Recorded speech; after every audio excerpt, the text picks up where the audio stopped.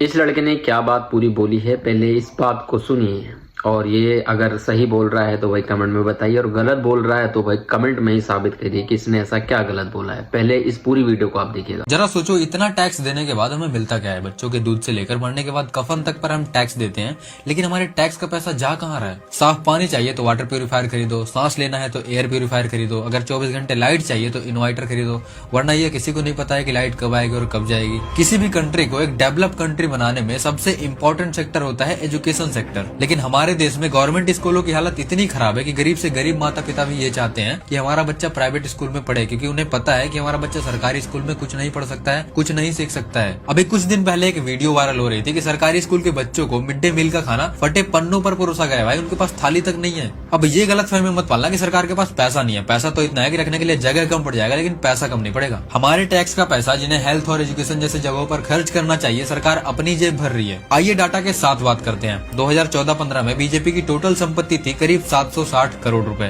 लेकिन अभी वो संपत्ति 2025-26 में मतलब अगले 10-11 सालों में इनका 760 करोड़ 12,000 करोड़ बन चुका है। और ये वो आंकड़ा है जो हमें और आपको दिखाया जा रहा है। ग्राउंड रियलिटी इससे कहीं ज्यादा होगी जो हम और आप सोच भी नहीं सकते हैं। अब ये इनके बाप दादा का पैसा बिल्कुल नहीं है, ये हमारे और आपके जैसे आम नागरिक का पैसा है जो हम इन्हें टैक्स के रूप में देते हैं कि सरकार हमारे लिए कुछ करेगी, लेकिन ये अपनी जेब भरने में लगे हैं। हर साल इंडिया में 16 से 24 लाख लोगों की मौत हो जाती है अच्छी हेल्थ केयर ना मिलने की वजह से, क्योंकि हमारे देश में गवर्नमेंट हॉस्पिटल उस लायक है ही नहीं कि एक व्यक्ति को अच्छी हेल्थ केयर मिल पाए। और अगर व्यक्ति प्राइवेट हॉस्पिटल में जाता है तो इलाज इतनी महंगी है कि घर से लेकर खेत तक सब बेचना पड़ जाएगा। हम 2 रुपए कमा लिए तो टैक्स, कुछ खरीदे तो टैक्स, कुछ बेचे तो टैक्स, और अगर जैसे तैसे करके आपने 2 रुपए बचाकर कहीं इन्वेस्ट भी कर दिया तो उसमें भी टैक्स, और अगर उस इन्वेस्ट किए पैसे से थोड़ी सी प्रॉफिट बना ली तो उसमें फिर से टैक्स। फिर भी हमें दूध नकली, पनीर नकली, दही नकली, वैक्सीन तक नकली दी जा रही है। और पॉल्यूशन तो इतनी ज्यादा हो चुकी है कि दिल्ली और मुंबई जैसी शहर गैस चैम्बर बन चुके हैं। हालत इतनी खराब है कि गंदा पानी पीने की वजह से लोगों की मौत हो रही है और सरकार को कोई फर्क ही नहीं पड़ रहा है। दुर्भाग्यवश जो काम मीडिया को करना चाहिए वो काम हमें करना पड़ रहा है। तो आप फॉलो कर सकते हैं हमारी आवाज को थोड़ी सी बुलंद बनाने के लिए, और अपनी राय कमेंट बॉक्स में देकर जाइएगा। जय हिंद, जय भारत दोस्तों।